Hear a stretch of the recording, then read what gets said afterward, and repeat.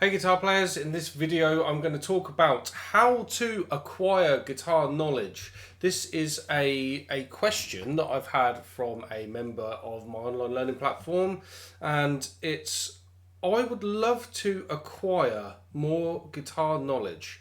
I'd love a guitar specific theory and fretboard course that makes the best use of my time.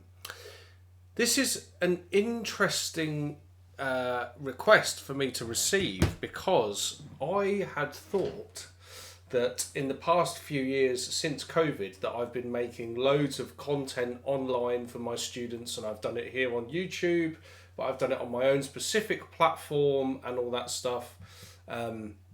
Years before all of that, I wrote my books, which are published to Amazon, and I've turned them into digital versions with videos that go on my online platform and everything. I actually thought that I'd done that.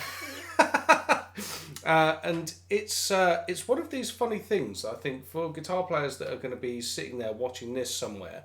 I think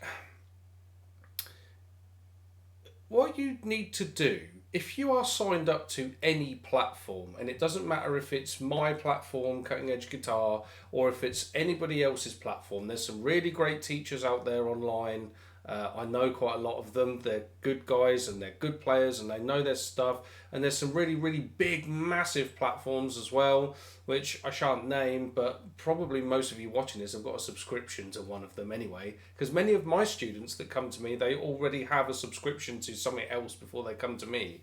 And it's always the same questions. It's always things like that that are being asked. And I think, dare I say, I have a feeling with this is that there's a lot of people online that will talk about bad teaching. I think you should look within sometimes and go, am I a good student? Because you can be a bad student as well.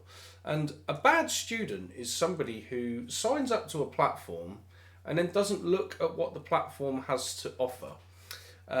Because on my platform, for example, I have created a course that I call the Advancing Guitarists course.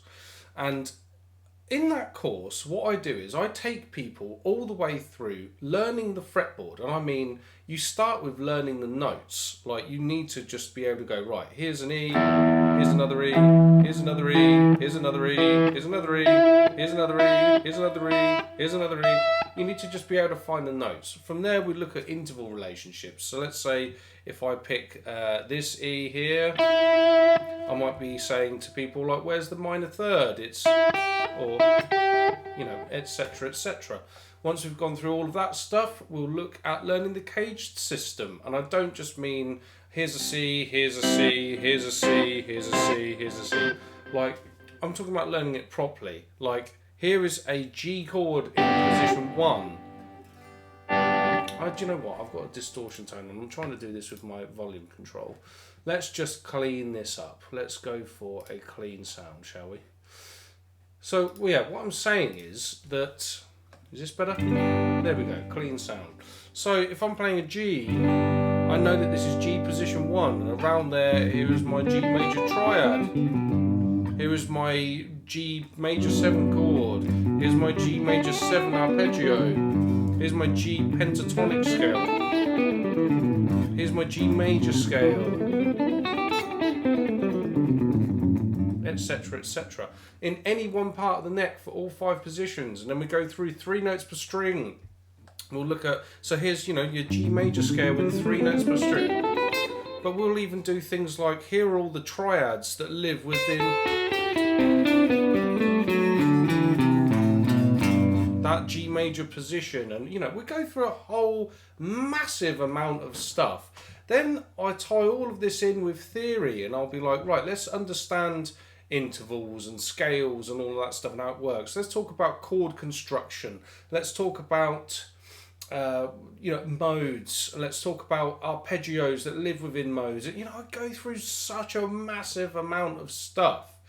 And the person who's asked that question, they have access to all of that stuff.